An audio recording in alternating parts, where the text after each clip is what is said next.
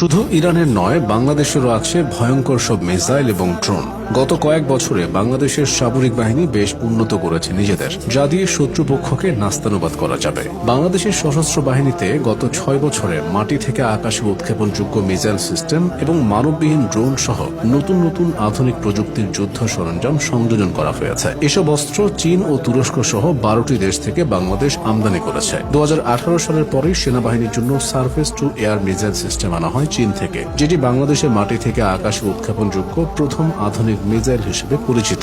যদিও এর রেঞ্জ কত বা এটি কোন পাল্লার সে সম্পর্কে কোনো তথ্য পাওয়া যায়নি সে সময়, তবে এটিকে সেনাবাহিনীর জন্য একটি বড় ধরনের অগ্রগতি হিসেবে বিবেচনা করা হয়েছিল। এছাড়াও সে সময় মানববিহীন ড্রোন আনা হয়েছিল তুরস্ক থেকে। এদিকে এই সময়ের মধ্যে নৌবাহিনীর জন্য চীন থেকে ফ্রিগেট, বিভিন্ন ধরনের মিসাইল আনা হয় বাংলাদেশে। এসব তো কয়েক বছর আগের ঘটনা। অন্তর্বর্তী সরকার আসার পর সামরিক শক্তিতে বিশেষ নজর প্রদান করা হয়। চীনের সঙ্গে বেশ ঘনিষ্ঠ সম্পর্ক গড়ে তোলে বাংলাদেশ। বিশেষ করে প্রতিরক্ষা খাতে বেজিং এর সঙ্গে ঢাকার নতুন সম্পর্ক নিয়ে উদ্বিগ্ন হয়ে পড়েছিল প্রতিবেশী দেশ ভারত। এ বিষয়ে ভারতের নেতাদেরকে বারবার কথা বলতেও শোনা গেছে। ইউনূস সরকারের মেয়াদের শেষ দিকে এসে একটি চুক্তি সকলের নজর কেড়েছিল। চীনের কাছ থেকে ভয়ঙ্কর S-400 মিসাইল ব্যবস্থা কেনার সিদ্ধান্ত নেয় অন্তর্বর্তী সরকার।